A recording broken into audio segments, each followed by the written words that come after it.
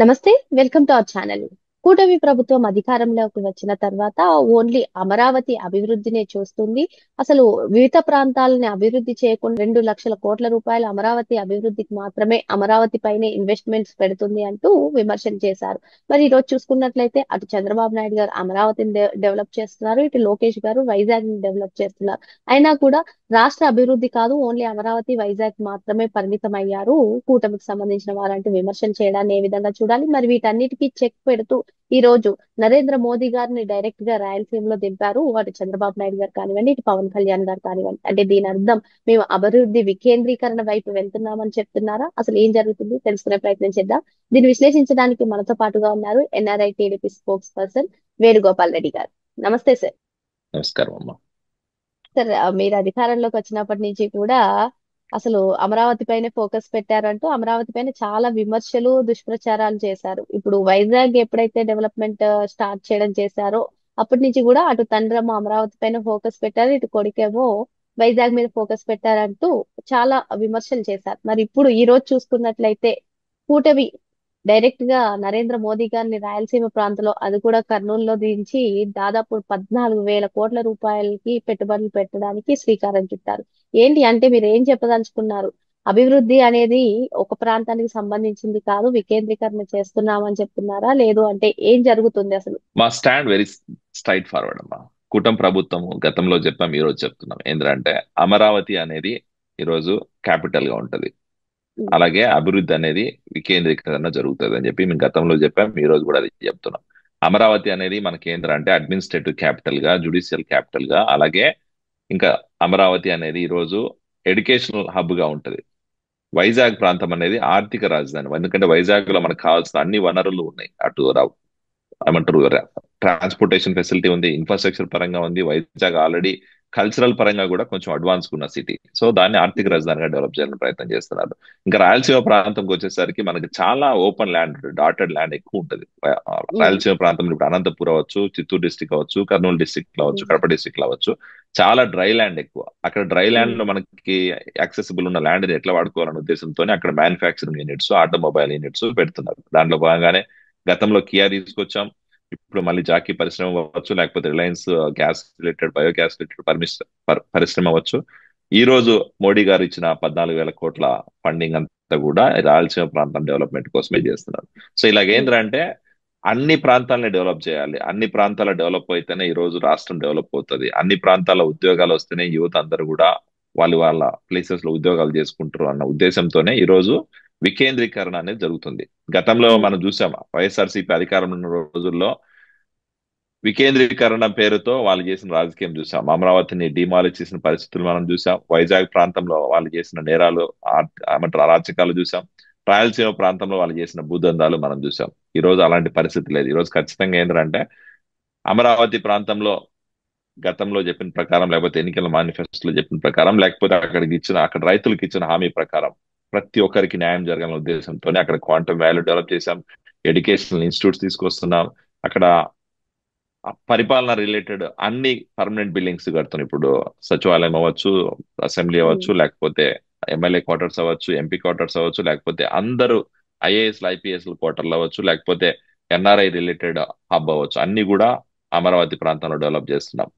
వైజాగ్ ప్రాంతంలో ఇప్పుడు మీరు ఒకసారి చూస్తే గతంలో కంటే కూడా భిన్నంగా జరుగుతుంది పరిస్థితి. ఏంటంటే కొన్ని లక్షల కోట్ల పెట్టుబడులు ఈ రోజు వైజాగ్ ప్రాంతానికి వస్తున్నాయి. వైజాగ్ ప్రాంతము అవును. రోజు ఒక, ఏమంటారు, గేమ్ చేంజర్ అవ్వబోతుంది. రాబోయే రోజుల్లో రాష్ట్రానికి ఒక ఉమ్, ఆర్థిక రాజధాని ఎలా ఉండాలో అలాగే బిల్డ్ చేస్తున్నారు. ఇన్ఫ్రాస్ట్రక్చర్ పరంగా ఆల్రెడీ ఉంది, దాన్ని ఇంకా కొంచెం స్కేల్ చేసి అక్కడ పర్యావరణానికి ఎటువంటి హాని జరగకుండా, అక్కడ ఉన్న ప్రజలకు ఇబ్బందులు జరగకుండా ఈ రోజు ఆ ప్రాంతాన్ని అభివృద్ధి చేస్తున్నారు.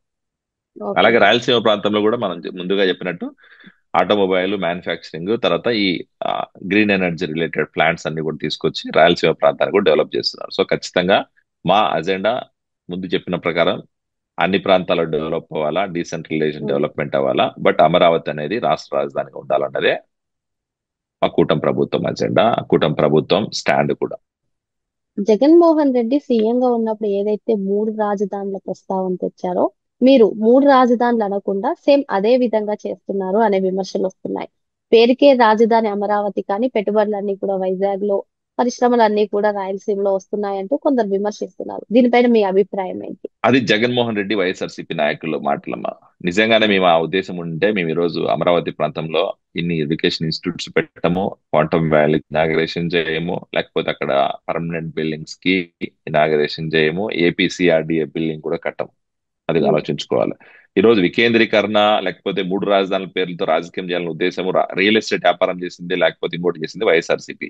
మూడు రాజధానుల పేరుతో ఈ రోజు మేము వైజాగ్ రాజధాని అని చెప్పట్లేదు, లేదా కర్నూలు రాజధాని అని చెప్పట్లేదు. అమరావతి క్యాపిటల్, అది ఫిక్స్, దాంట్లో డౌట్ ఏం లేదు. ఈ రోజు ఉమ్, వైజాగ్ ప్రాంతంలో మనకున్న రిసోర్సెస్ అవ్వచ్చు, మనకున్న రిలేటెడ్ అడ్వాంటేజెస్ అవ్వచ్చు, లేకపోతే ఎయిర్పోర్ట్ కానీ లేకపోతే నౌకా దళం కానీ, అన్ని ట్రాన్స్పోర్టేషన్ ఫెసిలిటీస్ వైజాగ్ ఉన్నాయి. అండ్ మనకి కోస్టల్ క్యాడర్, ఉమ్, ఆంధ్రప్రదేశ్ కున్న బిగ్గెస్ట్ అడ్వాంటేజ్ ఏంటంటే కోస్టల్ క్యారిడార్. ఆ కోస్టల్ క్యారిడార్ ఏదైతే ఉందో ఆ క్యారిడార్ మొత్తాన్ని వాడుకోవాలంటే ఖచ్చితంగా ఆ ప్రాంతం డెవలప్ చేయాలి. ఆ ప్రాంతంలోనే మనకి ఎక్కువ రిసోర్సెస్ ఉన్నాయి. అండ్ ఇంకోటి ఏంటంటే అమ్మా, ఇప్పుడు కంపెనీస్ ఇన్వెస్ట్ చేయాలంటే ఎవరైనా కూడా ఆల్రెడీ రిసోర్సెస్ అవైలబుల్ ఉన్న place, already eco system build అయిన ప్లేస్ లో అయితే కొంచెం ఈజీగా ఇన్వెస్ట్మెంట్స్ వస్తాయి, మనం అట్రాక్ట్ చేయడం కూడా ఉమ్, చాలా ఈజీ అవుతుంది. ఉమ్, అందుకని ఈ రోజు వైజాగ్ ప్రాంతాన్ని ఐటీ సెక్టార్ కి ఐటీ హబ్ గా చేయాలని ప్రయత్నం చేస్తున్నాం. ఎందుకంటే అక్కడ ఆల్రెడీ ఉమ్, మిక్స్డ్ కల్చర్ ఉంది. ఇప్పుడు ఉమ్, సెంట్రల్ గవర్నమెంట్ చాలా కంపెనీస్ అక్కడ ఉన్నాయి, సెంట్రల్ గవర్నమెంట్ రిలేటెడ్.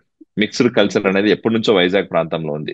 దానికి ఉన్న అడ్వాంటేజెస్ ని మనం వాడుకోవాలి. అంతేగాని ఇప్పుడు మనం మొత్తం స్క్రాచ్ నుంచి బిల్డ్ చేస్తాను అని చెప్పి మేము ఎప్పుడు చెప్పలేదు. అలాంటి అలాంటి పంతాలు కూడా మా ప్రభుత్వం ఎప్పుడు నడవలేదు. అలా అని చెప్పి ఉమ్, ఈరోజు అమరావతి ప్రాంతానికి అన్యాయం కూడా చేయట్లేదు. అమరావతి ప్రాంతంలో ప్రజలకు న్యాయం చేయాలా, రైతులకు న్యాయం చేయాలా, అక్కడ భూత్యాగం చేసిన 40,000 47,000 కుటుంబాలకి ఈ రోజు న్యాయం చేయాల్సిన అవసరము, ఆవశ్యకత కుటుంబ ప్రభుత్వం మీద ఉంది. ఆ బాధ్యత మనం తీసుకున్నాం కాబట్టే ఆ సిఆర్డిఏ ప్రాంతం మొత్తాన్ని డెవలప్ చేస్తున్నారు కూటమి ప్రభుత్వం. అలాగే ఓకే. ఇప్పుడు కర్నూలు ప్రాంతంలో కూడా.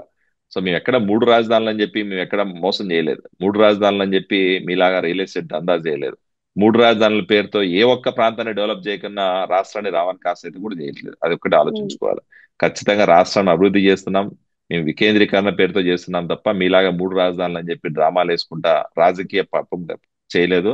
మీ స్వార్థం కోసం రాష్ట్రాన్ని అయితే నాశనం అయితే చేసే ఆలోచన కూటమి ప్రభుత్వానికి లేదని చెప్పి కూడా మేము చెప్తున్నాం. Okay sir. ఇక్కడ ఒక 2 పాయింట్స్ వైసీపీ నుంచి రేస్ చేస్తున్నారు సార్. మీరు ఏదైతే రియల్ ఎస్టేట్ చేయలేదంటున్నారో, కానీ అమరావతిలో రియల్ ఎస్టేట్ వ్యాపారం కోసమే మరోసారి భూసేకరణ అంటూ ప్రస్తావన తెచ్చారని, మరి ఇంకొకటి వైజాగ్ లో భూములన్నీ కూడా చౌక ధరలకు పరిశ్రమలకు ఇచ్చేయడం వెనక చాలా కుట్ర ఉందని చెప్పి ఈ 2 పాయింట్స్ రేస్ చేస్తున్నారు. ఈ రెండు అంశాలపైన మీ అభిప్రాయం? ఇక రెండు పాయింట్స్ కూడా వ్యాలిడ్ పాయింట్స్, ఆన్సర్ చేయాల్సిన అవసరం ఉంది. ఒకటేమో అమరావతి ప్రాంతంలో రైతుల దగ్గర ఏదైతే ల్యాండ్ తీసుకున్నామో ఆ ల్యాండ్ లో ఏ ఒక్క గజం ల్యాండ్ అయినా కూడా ఎవరికైనా ఇచ్చామా? ప్రైవేట్ వ్యక్తులకి ఇవ్వలేదు.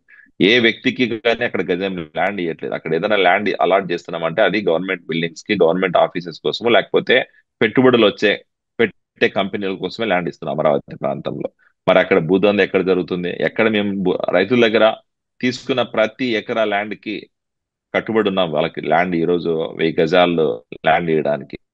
సిఆర్డిఏ ప్రాంతం మొత్తం డెవలప్ అయితే ఆటోమేటిక్ ఆ ప్రాంతం మొత్తం అంతా కూడా డెవలప్ అవుతారు, ఆ రైతులు బాగుపడుతున్న ఉద్దేశంతోనే ఈ రోజు ఆ రైతులు స్వతహాగా చాలా మంది ముందుకు వచ్చి ఇంకా కావాలంటే మేము ఎక్స్ట్రా ల్యాండ్ ఇస్తాం, మీరు డెవలప్ చేయండి అని చెప్పి ఉద్దేశంతో వచ్చారు.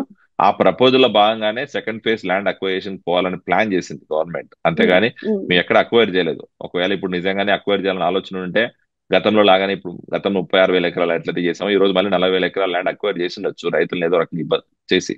బట్ మా ఆలోచన అది కాదు. రైతులు ఇబ్బందులు పడకన్నా వాళ్ళు నిజంగానే సంతోషంగా భూములు ఇస్తేనే గవర్నమెంట్ తీసుకుంటది. సో ఈ రోజు కాకపోతే రేపు ఇస్తారు, ఏకని ఎందుకు పోతారు? ఎందుకంటే ఇప్పుడు సిఆర్డీఏలో ఏదైతే 36,000 ఎకరాల ల్యాండ్ ఉందో ఆ 36,000 ఎకరాల ల్యాండ్ డెవలప్ అయితే ఆటోమేటిక్ గా ఇస్తారు మిగతా ల్యాండ్ కూడా. సో దాంట్లో ఎక్కడ ఉమ్, మేము భూదందా చేయాల్సిన అవసరం లేదు, మేము రైతుల దగ్గర బలవంతంగా భూములు లాక్కునే అవసరం కూడా లేదు. ఇంకా రెండోది, వైజాగ్ ప్రాంతంలో మేము ఈ రోజు ఏదో అక్కడ ఫ్రీగా ల్యాండ్ ఇస్తున్నాము, 99 పైసలకి ల్యాండ్ ఇస్తున్నాం అని చెప్పి వైసీపీ ప్రచారం చేస్తుంది. అవును. ఎవరైతే నిజంగా రేపు పొద్దున మన జీడిపి గ్రోత్ కోసం సహాయపడతారో వాళ్ళకి మాత్రమే 99 పైసలకు ల్యాండ్ ఇస్తున్నాం. ఎవరికైనా ఉమ్, వ్యక్తులకు ఇచ్చామా? ఎవరికైనా ఎమ్మెల్యేలకు ఇచ్చామా? ఎవరికైనా తెలుగుదేశం పార్టీ కార్యకర్త కానీ కూటమి కార్యకర్తలకు ఇచ్చామా? లేదు కదా. మరి మీ ప్రాబ్లం ఏంది అంటే రాష్ట్రానికి పెట్టుబడులు తీసుకురావాలని కూడా ప్రాబ్లమే. మీరు ఒకసారి ఆలోచన ఉమ్, చేస్తే అమ్మా, గతంలో SEZ అని ఒకటి ఉంటుంది హైదరాబాద్ ఉమ్, చుట్టుపక్కల. ఈ రోజు మైక్రోసాఫ్ట్ ఆఫీస్ అవ్వచ్చు, విప్రో ఆఫీస్ అవ్వచ్చు, పొలారిస్ అవ్వచ్చు, లేకపోతే ఐసిఐసిఐ బ్యాంక్ అవ్వచ్చు, అమెజాన్ ఈ రోజు పెట్టిన సెంటర్ అవ్వచ్చు, వీటన్నిటిని కూడా SEZ ల్యాండ్స్ అసైన్ చేశారు. SEZ ల్యాండ్ ఆ రోజు ఏ బేసిస్ లో అసైన్ చేశారు? ఉమ్, కంపెనీలు ఇన్వెస్ట్మెంట్ చేస్తాయని చేశారు. ఆ SEZ లో ఈ రోజు ఆంధ్రప్రదేశ్ గవర్నమెంట్ అసైన్ చేసిన ల్యాండ్ కూడా కేవలం పెట్టుబడుల ఆకర్షణ కోసం తప్ప ఇక్కడ ఎక్కడ అవినీతి జరగట్లేదు, ఇక్కడ ఎక్కడ భూ అక్రమాలు జరగట్లేదు అని చెప్పి మనం గమనించాలి. వైసీపీ చేస్తున్న ప్రచారం అంతా కూడా ఏంటంటే వాళ్ళు వాళ్ళకి ప్రజల్ని ఎట్లా డైవర్ట్ చేయాలనేది వాళ్ళకి తెలుసు, ఆ ప్రజల్ని ఓకే. ఎట్లా ఏమంటారు మోసం చేయాలనేది వాళ్ళకి తెలుసు. అలాంటి ఆలోచనలోనే వాళ్ళు పోతున్నారు తప్ప జరుగుతున్న వాస్తవాల గురించి ఆలోచన చేసి దాన్ని అర్థం చేసుకొని మాట్లాడే పరిస్థితి వైసీపీకి లేదని మనకు అర్థమైపోతుంది. Okay sir. మరి కూటమి ప్రభుత్వం ఎప్పుడూ కూడా ఒక ప్రాంతాన్ని అభివృద్ధి చేయాలని చూడదని చెప్పి డీసెంట్రలైజేషన్ కి ప్రిఫరెన్స్ ఇస్తుందని చెప్పి వేణుగోపాల్ రెడ్డి గారు చెప్తున్నారు. మరో అంశంతో మళ్ళీ కలుద్దాం. Thank you sir. Thank you అమ్మా.